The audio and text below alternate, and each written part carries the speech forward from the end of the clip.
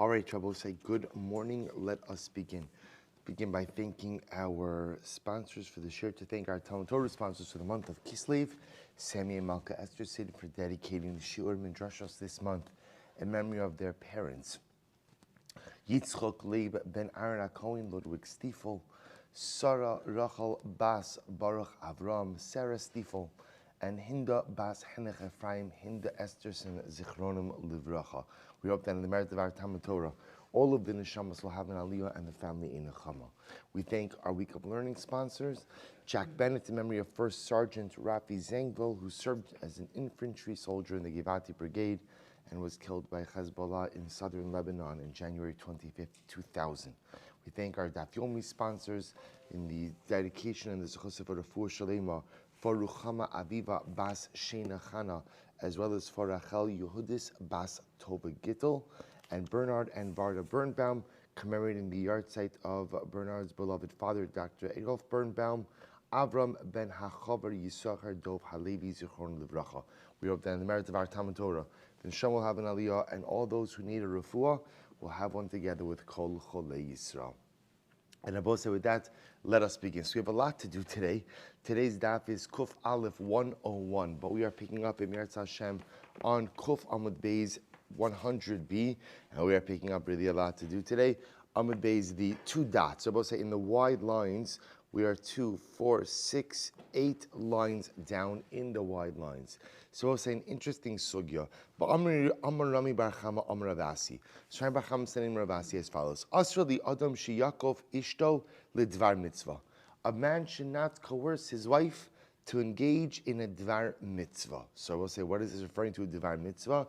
Rashi says tashmish. A man should not coerce his wife into relations. So the Gemara says, Shene Emar, Va'atz beraglayim chote. So let's remember again, this is the pasuk that the Gemara quoted yesterday from Mishlei.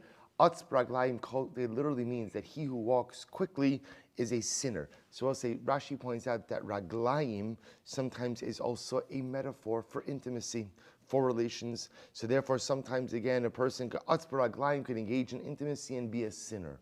When is intimacy a sin? When one coerces his wife. So the Gemara says, Amar Yeshua ben Levi, Kalakofe ishtal dvar mitzvah, haviyano banim shenim huganin. If a man goes ahead and coerces his wife into relations, and as a result she becomes pregnant, he will have unworthy children. Amar of Ika bar Chinana Maikra. What's the pasuk which supports this idea? So the Gemara quotes the pasuk. Same pasuk from Mishlei will say, Atz beraglayim chote is the end of the pasuk. The beginning of that verse is Gam below das nefesh lo tov. So we'll say this is very interesting. So the way the Gemara is understand, Gam below das, if something is done without das, right, without real consent, lo nefesh lo tov, it produces a nefesh that is not good. It produces a soul. So one understands this. What does this mean? This refers to a man who coerces his wife into relations, and therefore again she becomes pregnant. The result of a coerced act of relations ultimately again is going to be a nefesh lo tov, is going to be an unworthy child. That supports this. Gam below da'as nefesh lo tov. What does that refer to? Ze'akofe isha lidvar mitzvah. This is a man who coerces his wife into having relations. So we'll say, so let's just talk about this for just a moment before we go on. So we'll say, what's the case over here of a man coercing his wife into relations? So we'll say, so to be clear, marital rape is asur, right? So it can't be talking about marital rape, chas v'shalom. So what is it talking about, coercing one's wife? So we'll say, what it means is, it means what it says. Coercing one's wife to do something that she doesn't really want to do. She doesn't want to do. She doesn't want to have relations, but a man compels upon her ultimately again to have relations. What the Chazal are telling us is something incredible in the realm of the marital relationship. That the only time that the intimate bond is something meaningful is when both parties are willing participants. But again, if a man is, the word coercion, Rabbi, often conjures up an image of force. So just to be clear, physically forcing one's wife to have relations, of course, is usher. I will say there can actually be an issue of Kabbalah. A woman could potentially sue for damages if she's injured and such, even her own husband. So marital rape is usher. But even coercion, just to give you the backdrop to this, very, very quickly, the pasuk says, Vayikach es ha'adam v'anichenu b'gan Eden. That ultimately, again, Hashem took Adam and placed him in Gan Eden. So interestingly enough, Rashi says, what does it mean by Yikach? Lakcho b'dvarim. Hashem took him with words. With words. So I'll say, so what's the pshat? See, that's not the pshat, Vayikach. What does Vayikach mean? What does literally Vayikach mean? Picked him up. The image, if you just read the pasuk, is Hashem picked Adam up and he put him in Gan Eden, or he nudged him along and he pushed him into Gan Eden. What do you mean by Yikach lakcho b'dvarim? So we'll say there's an incredible yesod here. What is Rashi saying? So the Maharal comments on this, and the Maharal says that HaKadosh Baruch Hu understood he could pick up Adam and place him in Gan Eden. But I will say, do you know what happens when you physically force a person to do something? Their body complies, but their mind is somewhere else. Right? So you may have gotten their physicality, but at the end of the day, you don't really have their involvement. So when Chazal say a man shouldn't coerce his wife into relations, again, obviously physically forcing marital rape is usur. What it means is if the act is going to be something meaningful, then the wife has to be a vested party in this like her husband. And if she's not, then by definition, as much as the act may be physically fulfilling for the man, the byproduct of the act will not yield any real fruit. We'll say just in general, I'll point out to you, in Rashi, throughout the Torah, whenever the Torah uses a lashon of vayikach, that someone took someone else, like it says by Moshe and Aaron, that Moshe took Aaron to be the Kohen Gadol, Rashi always has the same comment. Lakho b'dvarim. He took him with words, which Rabbi says is an incredible yesod in life. If you want people to really go ahead and be productive and do things that are productive, the best way you do that is you get their buy-in. If you force people to do things, I don't mean this like with little kids. You can't always get your buy-in with kids. If you force people to do things, you may get their physical compliance, but ultimately, again, they're not really vested. They're not really vested. Also, not to get into like heated, but I'll say this is a very big issue now, even with many of the restrictions that come out, and the reason why people aren't really adhering to a lot of things. I don't mean in the Jewish community. I mean in the Welt in general.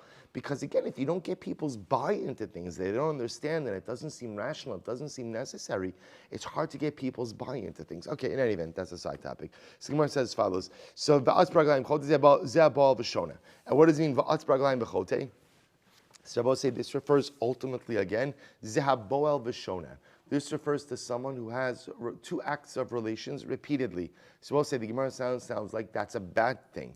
Ini, is that a bad thing to be boel v'shona, for a man to have relations with his wife and then repeat the act again? V'amarava harotze lasos kol banav scharim yibol v'yishna. So we'll say if a man wants to go ahead and only have sons, the recipe for that apparently is to always have relations and then a second act immediately afterwards.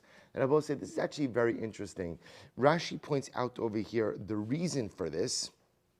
Look at Rashi, Yibol v'yishna, shemachmas b'yarishona, nis'ava ha'isha, v'holbasha taiva. Ukisheba b'yashniya, himazras tchila, v'heicha dehimazras tchila yoled zechar. Both said this is very interesting. Chazal had this idea, and again, I have no idea about the medical reality of it. Chazal had this idea that the gender of the baby is determined by whoever climaxes first in the act of relations. So interestingly enough, so the Gemara says, if the woman climaxes first, then ultimately again, then Yolad is Zohar. Then halacha l'maisa again, it's a boy, and vice versa. So Rashi says over here that if it's Yibol v'yishna, then ultimately again, she'll be Mazra, she'll climax Tchila in the second act, and therefore Banim Zucharim. So you see, Yibol v'yishna is not a bad thing. I mean, more than not a bad thing. Chazal is saying over here that again, that's the recipe for having sons. Lo kashya, kan ladas, kan shelo ladas. To which the Gemara says, it's not a contradiction. I will say, Yibol, thank you. Yibol v'yishna is fine as long as you have her consent. So what Chazal are trying to make a distinction over here is between a case where a woman wants to participate in the act of relations versus when her husband, and I'm using in quotations, forces her. Again, Rabbi say, I can't say enough. Forcing, of course, marital rape is usur. Right? When you say forcing, it means just she doesn't want to, but he's compelling her to. So Chazal say, nothing really positive comes out of an act of intimacy where both parties aren't interested. Good. Amr Shlomo Nachmani, Amr Rabbi Yochanan. Kol isha shetovas bailo l'dvar mitzvah. Also listen to this interesting Gemara. Any situation where a woman, tovas bail literally means propositions her husband. What it means is like this: any time that a woman initiates the act of intimacy with her husband, havyin labanim, she will have children who are so righteous. Shafilu bedoro shel Moshe lo hayu kimosan. She will have children who are so righteous, they're even more righteous than the generations of Moshe Rabbeinu. Now, also, where does the Gemara get this from? Listen to this. This is incredible. In the generation of Moshe, it says, "Havulachem anoshim chachonim nivonim yidun l'shiftechem." So we will say, ultimately, again, the generation of Moshe, it says, Moshe, this is when they were creating the judicial system. So it says, bring forth men who are chachamim, nivonim, yiduim l'shiftechem. So Rabbi say, chachamim means wise. Now, nivonim, Rashi writes, means, a navon means, mevinim davar mitoch davar. Rabbi say, there's a difference between a chacham and a navon. A chacham is someone who's able to understand things or absorb information. A navon is someone who's able to, I don't know, there's a good English word, I guess, is it intuit? Someone who could take a piece of information and based on that piece of information extrapolate another set of truths or facts. I guess it's intuit, right? Is that, okay, good. Intuit, uksiv, and Rabbi say, so Moshe was looking for chachamim and nevonim. Yet, interestingly enough, uksiv, ve'ekach es rashi shetechem, anashim chacham mi yiduim, ve'ilu nevonim lo eshkach. Rabbi says, very interesting. So Moshe was looking for judges. He was able to find chachamim. He was able to find Yiduim, but he was unable to find Nevonim. Very interesting. Unable to find Nevonim. Yet, v'ilu gabi leah ksiv, yet I will say, by leah imenu, what does the pasuk say? V'teitze leah likraso, v'tomer elai tovo kischar schaticha. I will say, in almost like a very shocking pasuk. Remember again, this is by the story of the Dudaim. Right? Remember again, Leah has the dudaim, the flowers. Rachel comes to her, can I have some dudaim? Leah says to her, again, it's a shocking exchange. Leah says to her, it's enough that you've taken my husband, you also want to take my dudaim. So what happens? So Rachel says, fine, you could have him tonight. So I will say, so this is wild. So Leah comes out, Leah immediately comes out to Yaakov, and she says, Vatomer Elai Tavo, tonight you're coming to me. Kischar secharticha, literally again, because I've bought you. Right? I've bought a night with you. I've bought a night. So I'll say, so Leah Imenu comes out in a very, what's the right word? In a very, verbally aggressive way, right? In other words, she tells Yaakov, you're coming to my tent tonight. And we'll say, what happens? What was the result of that union? Uksiv, omibnei Yisachar, yode bina liitim. Ladas mayase Yisrael Hashem asay v'chalachem apiem. So we'll say, yet, the product of that union was Yisachar, and amazingly enough, how does the Navi describe Yisachar? Yodea bina liitim, right? Nevonim. So we'll say, so Chazal see from here, you see from here that what? That when a woman is so desirous of her husband, that she aggressively propositions him, she has children ultimately again, who, even generation of Moshe, right? In the generation of Moshe, they couldn't find Nevonim. Yet Leah Imenu, because she was so aggressive in being with her husband, ultimately, again, she was given a son who was a Navon. So what's the pshat with this? What's the pshat? So we'll say, so remember again, context is everything. Why is Leah speaking in this way? Right? This almost like aggressive fashion with Yaakov. Why? She wants to build the Shvatim. She wants to build the family. So to be clear, when Chazal are extolling the virtue of a woman who actively pursues her husband for intimacy, it's in the context of building family, right? It's in the context, ultimately, again, of going ahead. In the context of going ahead and doing a davar shebikdusha. It's not just in the context of a physical want of intimacy, but it's mamish, again, for the purpose of building a mishpacha. So you see over here, again, so Chazal is saying, when a person is so driven, Abosai, you see this a couple of times. Where else do you see this? You see this throughout these parashas. Yaakov Avinu does the same thing by Lavan, right? What does Yaakov say by Lavan? He says, I've worked for you. I worked already for 7 years, right? Give me my wife, let me have a relations with her. So the Gemara points out, no one talks like that. No one talks like that, especially to your father-in-law, right? Right? Can you imagine you're planning the wedding day, you say to father-in-law, listen, you know what? It's really time for me to have relations with your daughter, so if we could just, expedite the wedding date a little bit. Don't try it. I mean, it's right? It's not going to go well, right? It's supposed to be Yaakov Avinu. Yaakov Avinu says that. Right? We'll say there's no need to be texting back and forth about this. Right? He'll say, so ultimately, again, yet Yaakov Avinu goes ahead and says it. So we'll say, again, Rashi says there was an urgency to build the Shvatim. So you see in this context when people are speaking, it will say essentially, like, for lack of a better term, a bit more of like sexually explicit ways. When I say explicit, meaning they're indicating, like Leah's saying, you're coming to me tonight. I bought you. I bought you. Well, what? Yaakov Avinu says it's time for me to come on to my wife. What? Because we're supposed to say, again, there's an urgency to create something of holiness. So Chazal are saying that when, again, people speak in explicit ways in order for some higher spiritual purpose, ultimately, again, the Ribono Shel Olam rewards their aggressiveness with holy offspring. Meaning, is that so? Or as well say, Sigmar is intrigued by this idea. Is it true that it's appropriate for a woman to be, called verbally aggressive with her husband regarding the want for relations? There were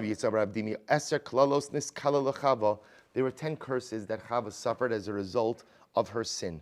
Dichsiv, the sin of her and Adam. Dichsiv, Ela Isha Amar Harba Arbe. So I will say, because the pasuk says to the woman, he said, Akash Baruch Hu said, I will increase your suffering. What does that refer to? Elu shnei tipe damim. This refers ultimately again to the 2 drops of blood. So the harba arba, where does a woman have difficulty? 2 drops of blood. Achas dam nida, va'achas dam besulim. The fact that a woman has dam nida and that there's hymenal blood, dam besulim, ultimately again that was part of the repercussions of the sin of Chava. So the Gemara says, it's voneich. Ultimately, again, your difficulties, zet sar gidel bonim. This refers to, or your sadness or difficulty, this refers to the difficulty of raising children.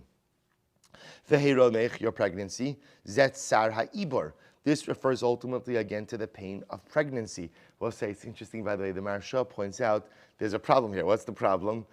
The order seems to be reversed, right? Shouldn't it be tsar of pregnancy, then tsar? So we'll say, no, it works perfectly, says the Maharsha. It's an incredible observation.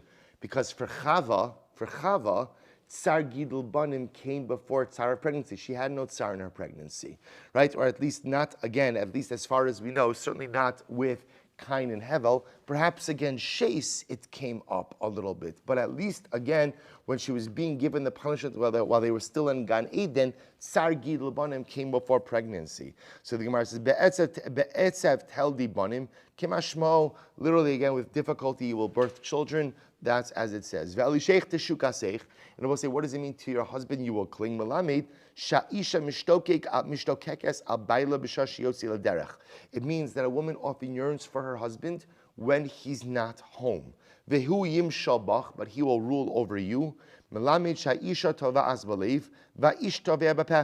we'll say it teaches us that often when a woman desires intimacy, she may be a bit more reserved in outwardly asking her husband. Yet, amazingly enough, men have no such reservations, right? So when a man wants something from his wife, he has absolutely no problem telling her, but yet a woman may be a little bit more reserved in how she speaks. To which the Gemara says, by the way, Zohi mida tova benashim. And we'll say that level of tznius, that level of modesty is actually a good thing by women. Ki ka'amrinan. So we'll say, so which one is it? In other words, so we seem to have 2 competing statements of Chazal. Is it a good thing for a woman to be verbally aggressive? And that's the term I'm using, but you understand, verbally outright or verbally forward. Aggressive is the wrong word. Verbally forward with her husband about her desire for intimacy, or is it better for her to be a bit more reserved? To which the Gemara says, Ki ka'aminon demiratzia artsuye kame. So we'll say what it means is that a woman acts in a more loving fashion towards her husband, where she could communicate, or a more seductive fashion towards her husband, where she could communicate through her actions what it is that she desires, but yet, again, doesn't necessarily articulate it. So we'll say, so just to be clear, Chazal aren't saying that a woman can't tell her husband what it is that she wants from him. What it's talking about is when the Chazal are talking about the derech of nashim. Apparently, again, like the manner in which, quote unquote, women conduct themselves. That there's a midah of tznius that exists by women that does not exist by men. And as such, again, but yet amazingly enough, the Gemara does extol the virtue of a woman who is forward, in asking her husband or in acting in a way that clearly indicates that she desires intimacy, especially when the sake of that intimacy is for the sake of building Mushbach. I will say, I also point out that the definition of building Mushbach, Rabbi Soloveitchik writes about this in his essays of Family Redeemed, about marriage and about life. When we talk about building Mushbach, also doesn't just mean getting pregnant and having children. Building Mushbach also means the idea that the physical bond, intimacy, is the glue which often holds a couple together, is such an incredibly integral part in a meaningful and fulfilling marriage. So when Chazal is saying that if a woman is forward, quote unquote, verbally forward with her husband, havilo banim levona, it means, yes, okay, if she wants to build a family, it can be an incredible zechus for the kind of children they're going to have, but it also means that if she understands that this act of intimacy is something that brings the couple closer, then by definition there are positive byproducts of that verbal forwardness. Good. The Gemara goes right there. Hani Shevet. So first of all, we'll say the Brisa began with saying that there are 10 punishments that Chava received. But yeah, we only listed 7. So that's actually very interesting. Ki as Rav Dimi Amar. Rav Dimi said, here are the other 3. Atufa ke'evel. A woman walks around wrapped like a mourner. Minuda mikol adam. Ultimately, again, she is excommunicated from all man. V'chavusha beis asur, and she's incarcerated, ultimately in a jail. So we'll say, what does this mean? So the Gemara says as follows.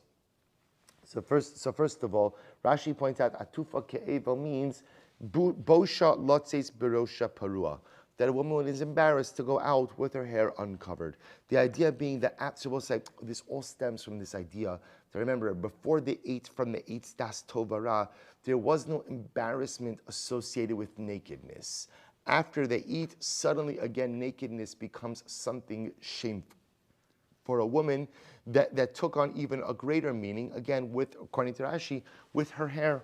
That whereas she won't go out with her body uncovered, even her hair is something that she is makbid on to keep covered. So the Gemara says, what does it mean ultimately, again, that she's excommunicated from all men? If you want to say something about the Isser Yichud, that she's not allowed to be alone with a man who's not her husband. So again, Ihu Nami is Asher Yichud. I will say a man also has an Isser Yichud. He's also not allowed to be alone with another woman. Ela Dasir Lebeitrei. Now they both say, interestingly enough, a woman is not allowed to marry 2 men, whereas 1 man is allowed to marry 2 women. So I'll say ultimately, again, interestingly enough, this quote-unquote inequality is attributed to part of the curse of Chava. Interesting. B'masnisa Tana, Migadela Sear Kalilis. We'll say in the Bryce we also have that she could grow her hair. We'll say Lilis was a female shade, who apparently, again, on a different topic, also one of her powers is the ability to seduce men.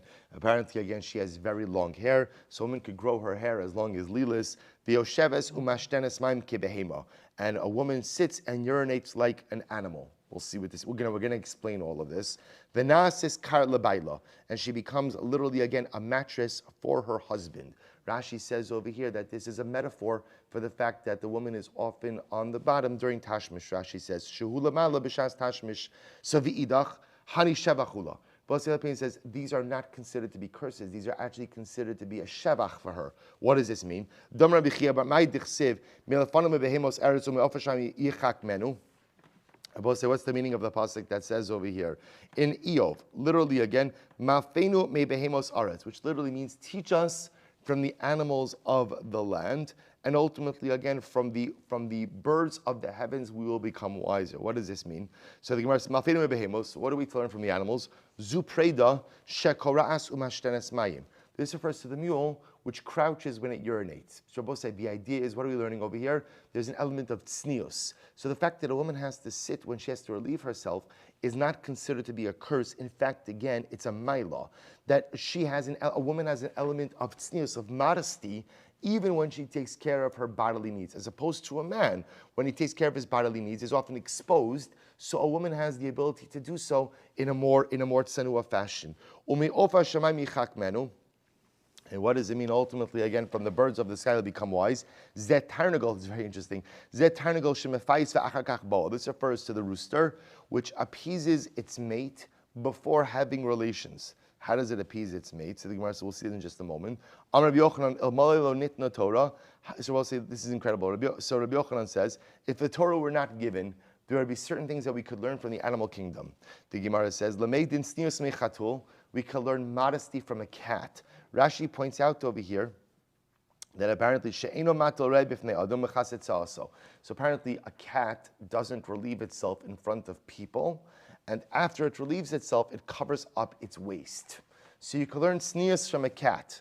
Good. So the Gemara says, furthermore, v'gezel minamala. You can learn about theft from an ant. Then I will say, what's the pshat over here? So Rashi says that the ant gathers food during the summer in order that it should not have to go ahead and steal from its friend during the winter. So the Namala understands, plan ahead, and therefore you won't be tempted to steal from anyone. And ultimately, again, Ba'arayos miyona, we would learn about morality from the dove, because the dove mates with no one else other than its mate.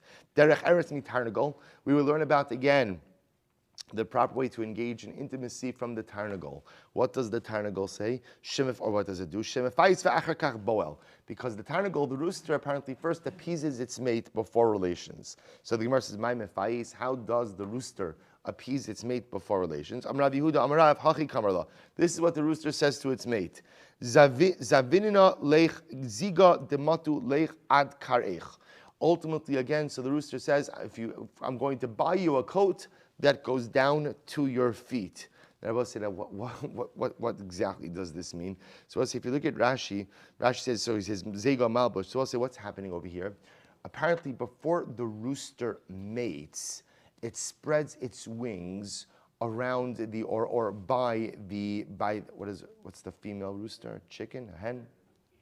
Okay, by the hen, right? It's so almost symbolizing the fact that I'm going to take care of you. So Chazal are calling, so I'm going to buy you a coat. So what the rooster essentially is saying to its mate is, please understand that ultimately, again, I'm not just going to have relations with you and then forsake you. I'm going to buy you a coat, which is a metaphor ultimately, again, for I will be here with you to protect you at all times, even after this act of relations. So ultimately, again, the Gemara says, after the act of relations,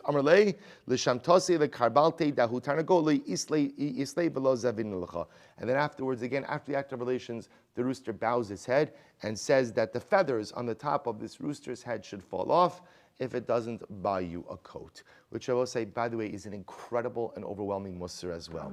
Because here, you have to understand, the beauty of Torah is hafach ba v'hafach ba the kula ba, that everything we need to know in order to be appropriate in all areas of life comes from Torah. I will say, what exactly is the point of this? What exactly am I learning from the rooster? That a man should promise his wife a coat before an act of relations, and then say, I'll get you the coat soon after the act of relations. I will say, what's the pshat? So I'll say it's an incredible use. So what is the rooster doing? The rooster is saying to its mate, I care about you, and I'm here to protect you and love you and to nurture you. That's the symbolism of the coat. The coat provides warmth. I will say, what's the danger? What's the danger sometimes in an intimate relationship? The danger is a man objectifying a woman. Rarely do women objectify men. Much more often and much more common that men objectify women. And even in the context of marriage, it is easy, ultimately, again, for a husband to see his wife as a physical vehicle for his pleasure. And that, of course, leads to a fundamental erosion of marriage. The moment a woman feels objectified is the moment that any bonds of intimacy begin to unravel. So what's the job of a man? The job of a man is to make sure that his wife knows that he's not just interested in her physically, that there's depth to the relationship, that I love you, that I care about you, that I'll take care of you. Yes, intimacy is one way in which we express our love for one another, but Lamaise, it's embedded in a much bigger context of marriage. That's what Chazal understood from the rooster. The rooster doesn't just mate and go about its business. The rooster, again, creates an atmosphere of safety, security, love, nurturing. And then after the act of relations, right, the rooster kind of doesn't just, go off on his way and turn on ESPN, right? The rooster goes ahead. The rooster goes ahead, and then afterwards, once again, reinforces. bows his head. I'm here to take care of you. It's the thing. So Chazal say ultimately, again, you can learn from the rooster how to engage in proper intimacy. Incredible. We'll say back to Eruvin. Top, we'll go from roosters and intimacy to Eruvin. Kuf Aleph Amidaf. We'll say, okay, today's daf, perfect, right on schedule. Says the Mishnah, we're going to do this quickly. Hadalash Mukta. So we'll say we're talking about now you have a backyard. That's the muktzah. Backyard is a muktzah. So we'll say you have a backyard and you have a door to that backyard.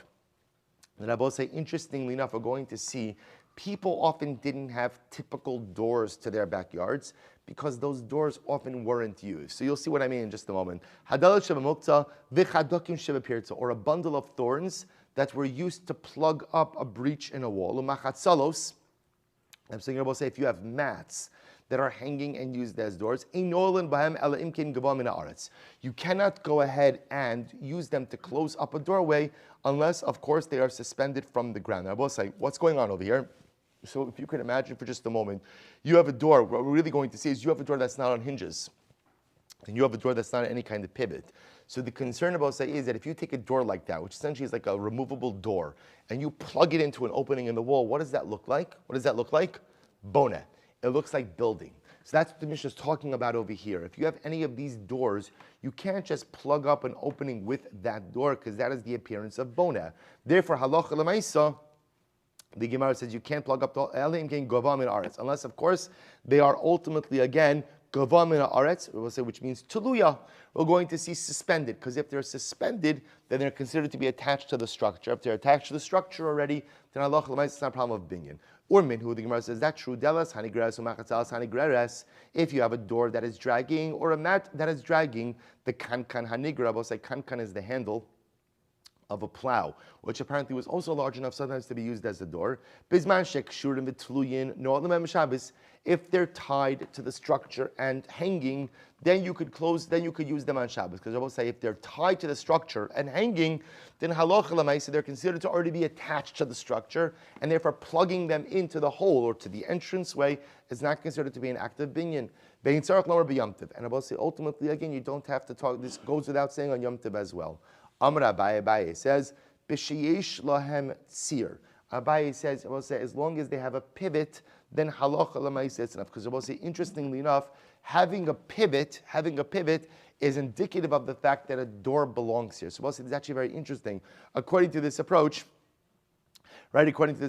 ultimately, again, it has to be tied, suspended, and a pivot. Rava Amar b'sheyesh lahem tzir. Rava says, even if it doesn't presently have a pivot, but it had a pivot, that's enough as well. So we'll say, again, just want to be clear. When the Gemara is talking about over here, the opinion say you need a pivot, it doesn't mean that the door is on the pivot. If the door is on the pivot, then what? Ein alma lidaber, as they say. Nothing you talk about. Obviously, you can do it. The case over here is where the door is not on the pivot, but there's a pivot there. So we'll say if you have a door that's attached, hanging, and there's a pivot, or there was a pivot, according to Rava, so Lamaisa again, according to Rava, then that's enough to allow you to put the door back into the spot. May say, is that true?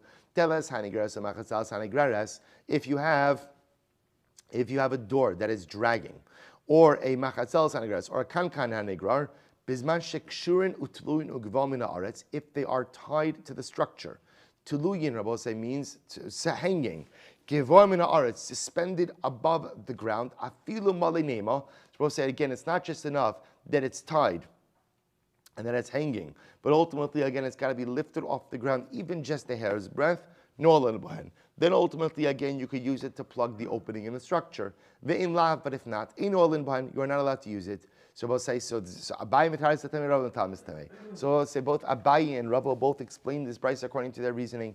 Abaye mitaris l'tamei, oshe shlan sir, oshe gaval minar. So we'll say, Abaye will say, you don't need everything. Rather, all you need is either if there's a pivot. So we'll say, if you have a pivot and then there's a door, even if that door is not attached, it's clear to everyone who sees it that that is a door and it's not bona, right? If you don't have a pivot, then ultimately, again, you need it to be gavoan mina aretz. Then you need it to be lifted off the ground.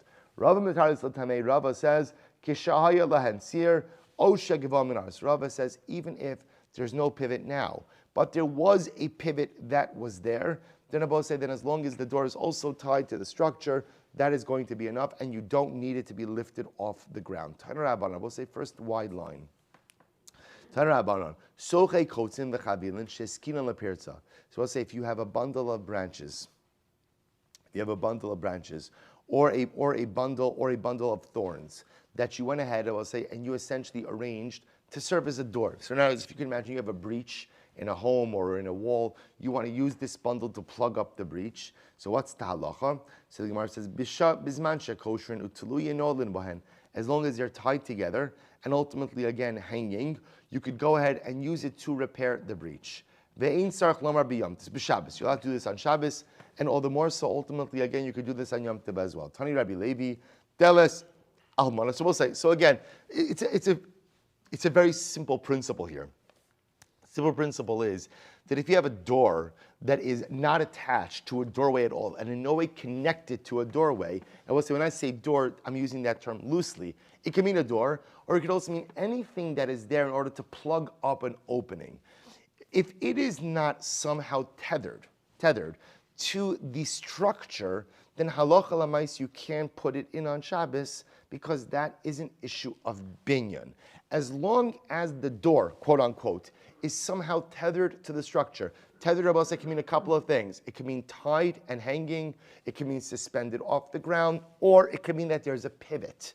Right? Because remember, we'll say what it seems to be over here is halacha l'mais. As long as there is a pivot or was a pivot, as long as the door is tied to the structure, you could put it back in.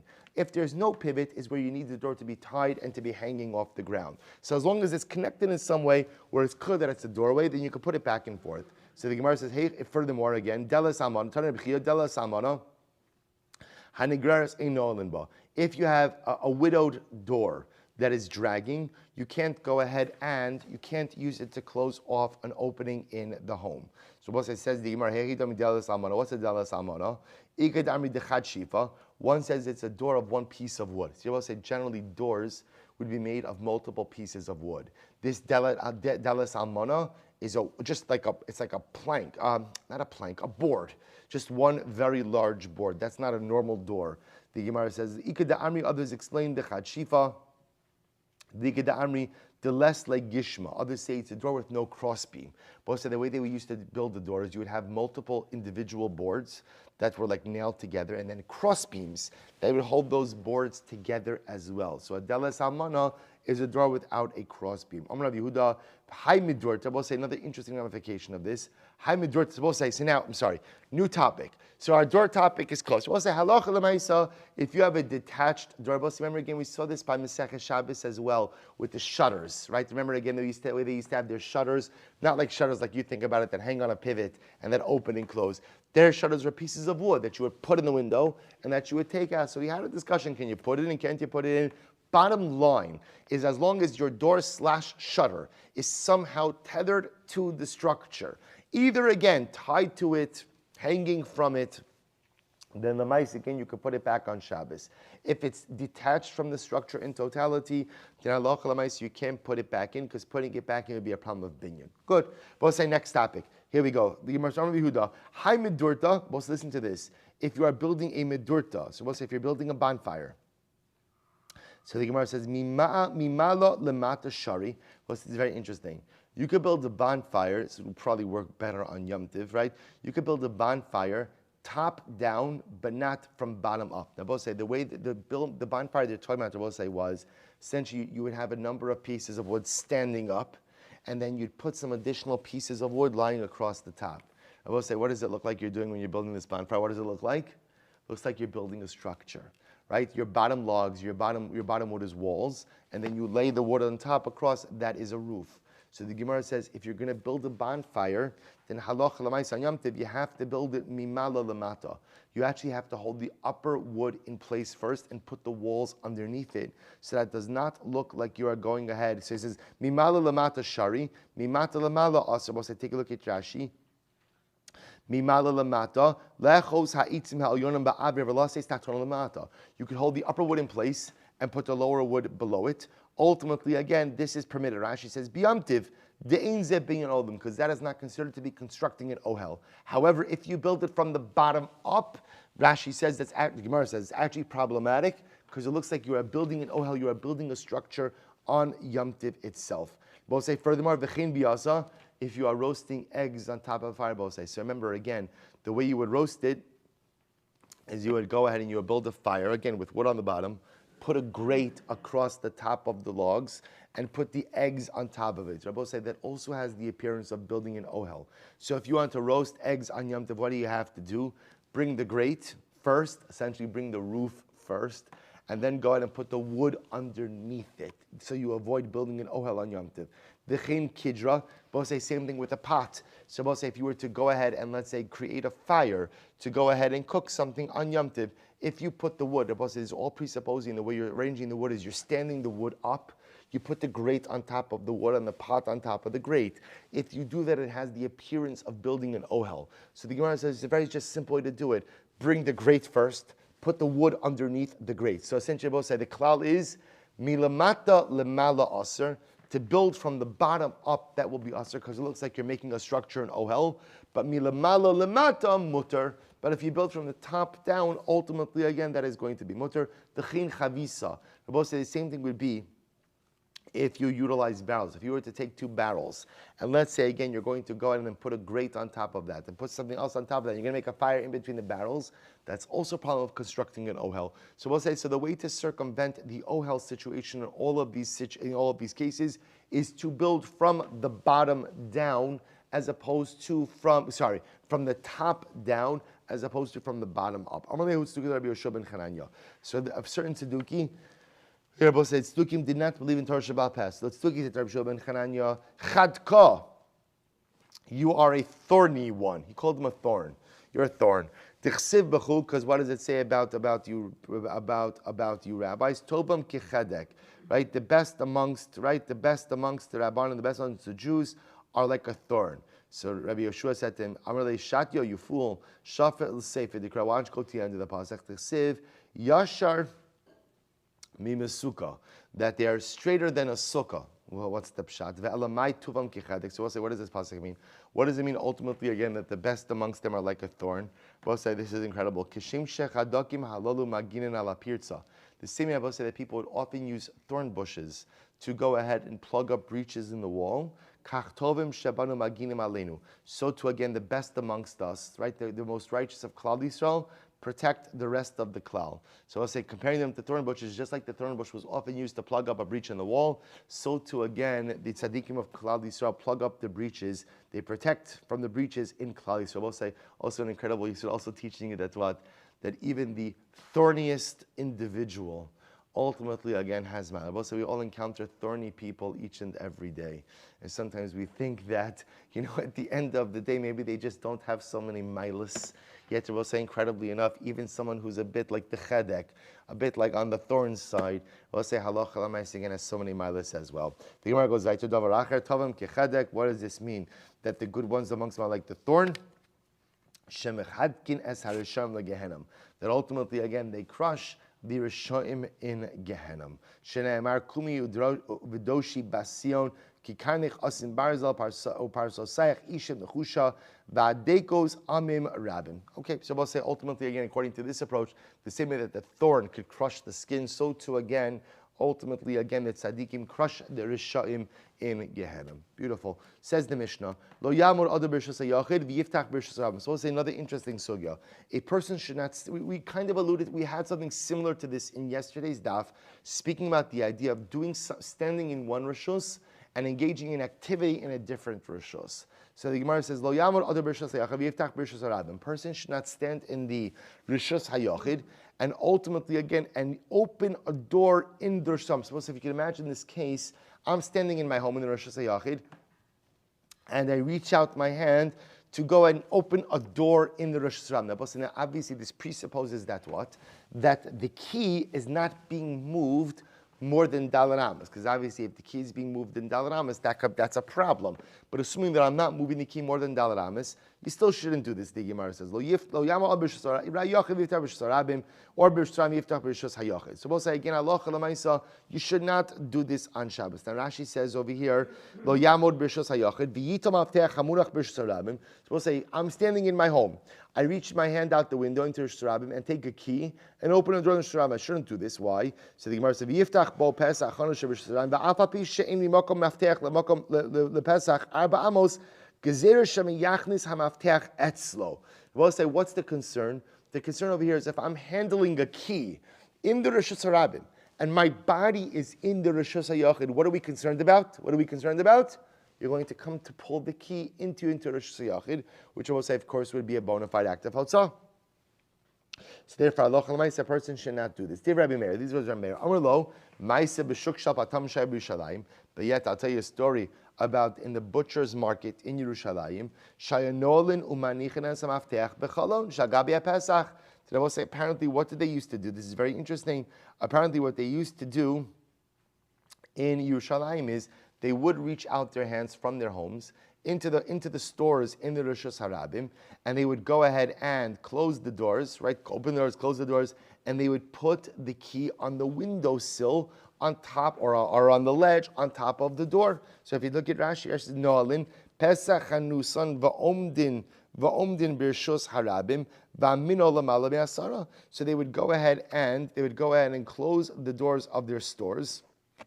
They would be standing in Rosh Hashanah and they would place the key lemala me'asara. They would place the key ultimately again above 10 tefachim. I will say which would what? Which, remember again above 10 tefachim, assuming that the ledge has an area of 4 tefachim, would be a rishus hayachid. So we'll see exactly what to do with this story. Rabbi Yossi says no, shuk shal tzamarim haya. This wasn't the butcher's market, but rather again it was a wool market. Okay, why that matters? We'll see. Says the Gemara, say v'Rabbanan. So we'll say when the Rabbanan will comment, Amar Rabbi Meir, Rishus Harabim. So we'll say ultimately again the Rabbanan. So the Gemara says v'Rabbanan, Amar Rabbi Meir Rishus Harabim. So we'll say Rabbi Meir is talking about a case of Rishus Harabim. Umahadra inu Carmelis. They both say the Rabbanan argue Rabbi Meir, right? Rabbi Meir says you shouldn't stand in one domain and utilize the key in a different domain. The Rabbanan say, but one second. People used to do this all the time in the marketplaces of Yerushalayim. So the Gemara says they're not talking the same language. Rabbi Meir is talking about standing in Rosh Hashanah and operating a key in Rosh Hashanah. The Rabbanan respond to Yerushalayim. Both say Yerushalayim, this is incredible. Yerushalayim has the status of a Carmelis. So the Gemara says, Am Rabbi Yochanan, Yerushalayim ilmole daltosen in alos balayla. Both Yerushalayim had walls, and the walls had doors. The doors were closed at night. And if the doors were not closed at night, you see, if the doors of Yerushalayim were open at night, then Yerushalayim would have the status of a Rosh Hashanah. Because most remember again, you'd have public thoroughfares that were mufulashos, that went through the entire way. But the fact that they closed the doors at night makes Yerushalayim like a Carmelis. So both say they're not talking the same language. Rabbi Meir says you can stand in one rishos and utilize the key in a different rishos. The Rabbanan say that Rabbi Meir says you cannot stand in one rishos and utilize the key in a different rishos. The Rabbanan say yes, you can. They did it in Yerushalayim. But says the Gemara, but Rabbanan, you're talking about a Carmelis, and Rabbi Meir is talking about from Rosh Hashanah to Rosh Hashanah or vice versa. Amra Papa kan kodem shenifritzu ba pirtzos. Kan la'achar shenifritzu ba pirtzos. Oh, both say you're right. Yerushalayim was like a Carmelis before the wall was breached, but ultimately, again, once the wall was breached, it had the status of a Rishus Harabim, and therefore, again, when the Rabbanon are retorting back to Rabbi Meir about what they did in the marketplace of Yerushalayim, it was Yerushalayim already as a Rishus Harabim. Rava Amar Seifa Ason L'Sharigina.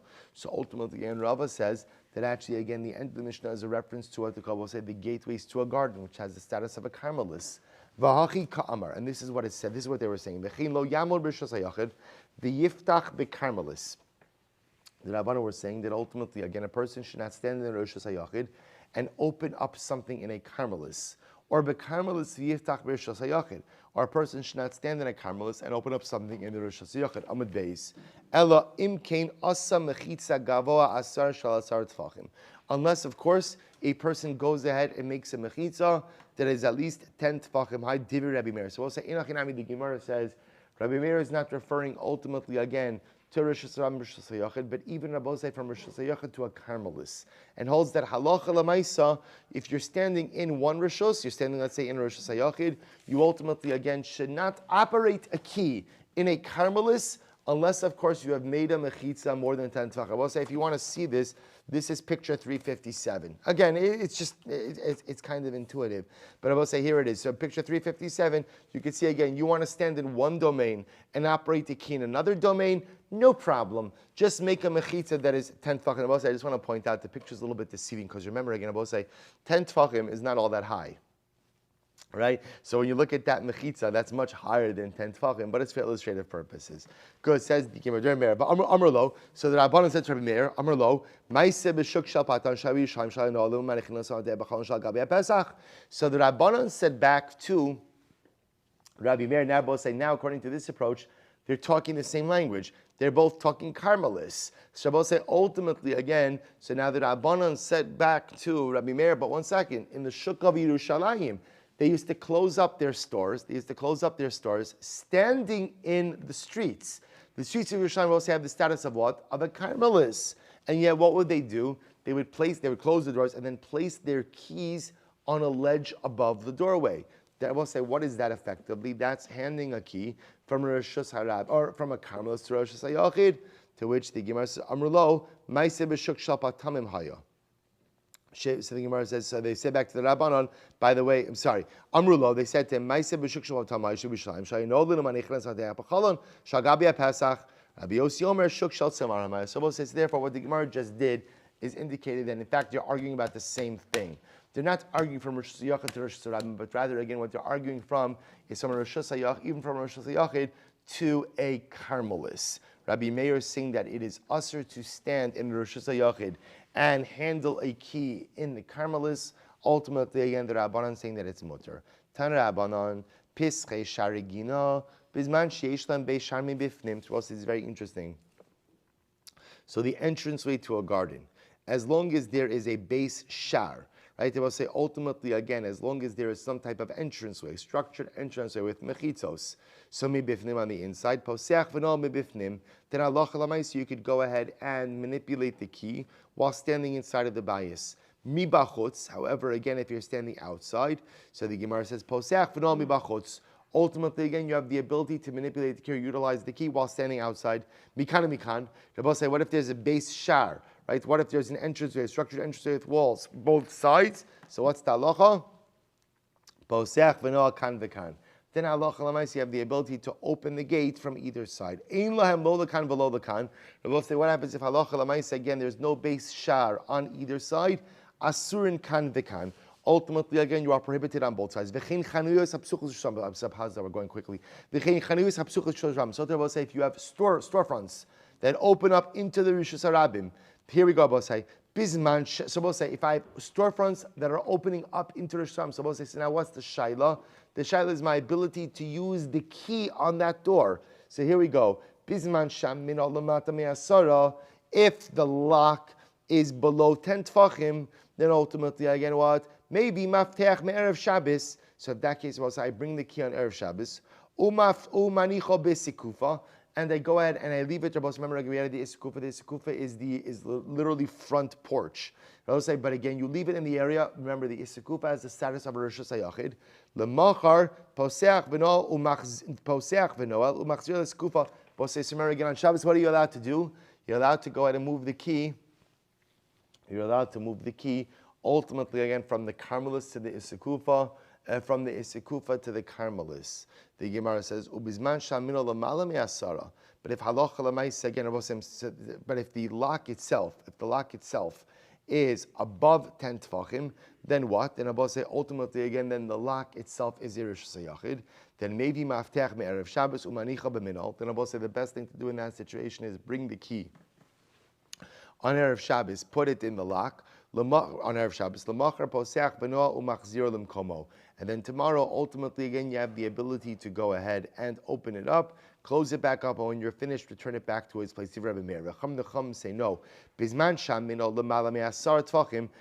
the lock is above 10 tefachim, maybe maftech me'erev Shabbos umanichu b'sikufa.